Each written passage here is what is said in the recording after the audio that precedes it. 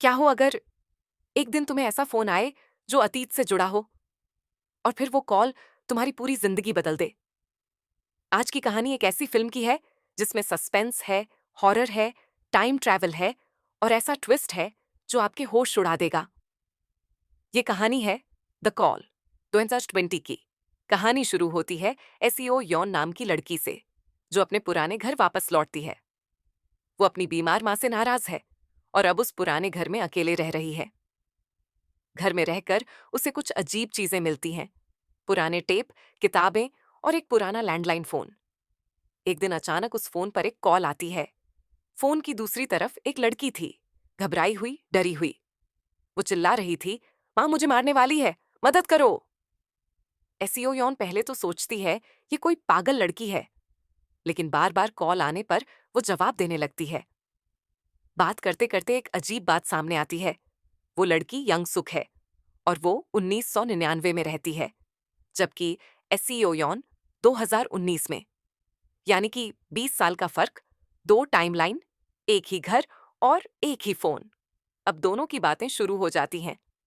SEO यौन उसे बताती है कि वो किस समय में है और यंग सुक बताती है कि उसकी माँ एक तांत्रिक है जो उस पर अजीब रीतियों से अत्याचार करती है। सीओ यौन को धीरे धीरे उस पर दया आने लगती है। एक दिन एसईओ यौन बताती है कि उसके पिता का बचपन में एक्सीडेंट हो गया था और वो मर गए थे। यंगसुक टाइम ट्रैवल का फायदा उठाती है और वो उस एक्सीडेंट को रोक देती है। अब अचानक सब कुछ बदल जाता है। एसईओ योन का वर्तमान बदल जाता है। उसके पिता जिंदा हैं, उनका घर बड़ा और खूबसूरत है और उसकी जिंदगी एकदम खुशहाल लगती है। एसईओ योन यंगसुक की बहुत शुक्रगुजार होती है, लेकिन उसे नहीं पता था कि उसने किसको अपना दोस्त बनाया है। अब कहानी में आता है खतरनाक मोड़। यंगसुक की माँ एक शामान तांत्रिक है। वो मानती है कि उसकी बेटी पर कोई बुरी आत्मा का असर है। वो उस पर वियर्ड रिचुअल्स करती है।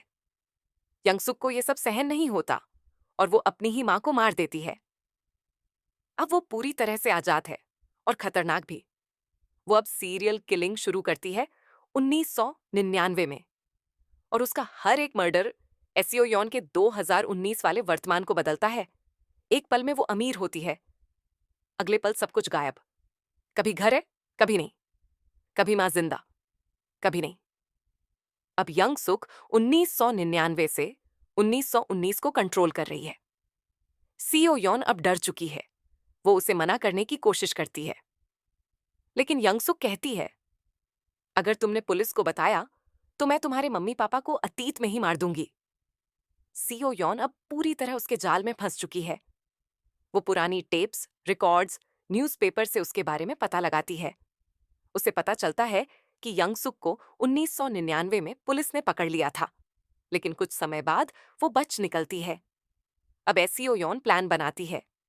वो अतीत को बदलने की कोशिश करती है, अपनी माँ के बचपन वाले वर्जन को खतरे से आगाह करने की कोशिश करती है। इधर से उधर दोनों टाइमलाइन में खतरनाक गेम चलता है। पास्ट और प्रेजेंट के बीच एक मानसिक जंग। आखिर में एक क्लाइमैक्स आता है जहां एसईओ यॉन का बचपन बदलता है और उसकी मां लड़ती है यंगसुक से। लगता है सब कुछ ठीक हो गया, यंगसुक को मारा जा चुका है, एसईओ यॉन की मां जिंदा है, सब कुछ शांत हो गया है। लेकिन तभी एक अंतिम कॉल आती है। फोन की दूसरी तरफ वही आवाज, तुमने सोचा मैं मर गई? नहीं सीओ यॉन, अब मैं तुम्हारे भविष्य में हूं और अब कोई मुझे नहीं रोक सकता। फिल्म यहीं पर खत्म होती है, एक भयानक सवाल छोड़ते हुए, क्या हम अतीत को बदल सकते हैं बिना अपने भविष्य को बर्बाद किए? द कॉल एक माइंड बेंडिंग मूवी है जो दिखाती है कि कैसे एक छोटी सी कॉल आपकी पूरी किस्मत को उलट पुलट कर सकती है। अगर आपको ये मूवी एक्सप्लेनेशन पसंद आया हो तो वीडियो को लाइक करें, कमेंट करें और फैक्ट्स फ्रीक्स को सब्सक्राइब करना मत भूलिए। मिलते हैं अगली सस्पेंस और थ्रिलर से भरी मूवी के साथ। धन्यवाद।